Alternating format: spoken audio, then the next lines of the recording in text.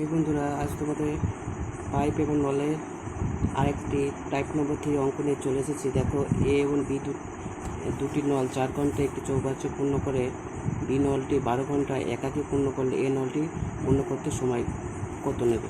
আচ্ছা দেখো, এ plus B আর B নলটি 12, এ plus B নলের ক্যাপাসিটি কত ঘন্টায়? 4 ঘন্টায় করে, আর বি একা 12।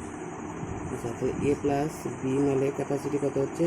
4 আর 12, আমি লসাগু কত হচ্ছে 12, তাহলে হচ্ছে 3, আর বি নলটার একা হচ্ছে 1। আমাকে কী বলেছে? এ নলটির ক্যাপাসিটি, অর্থাৎ এ নলটি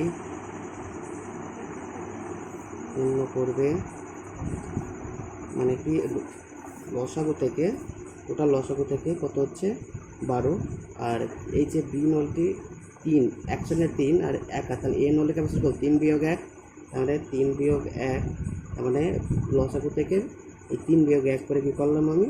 2, তাহলে 2 কে 6, তাহলে হচ্ছে এ নলটি 6 ঘন্টায়, অতএব এ নলটি 6 ঘন্টায়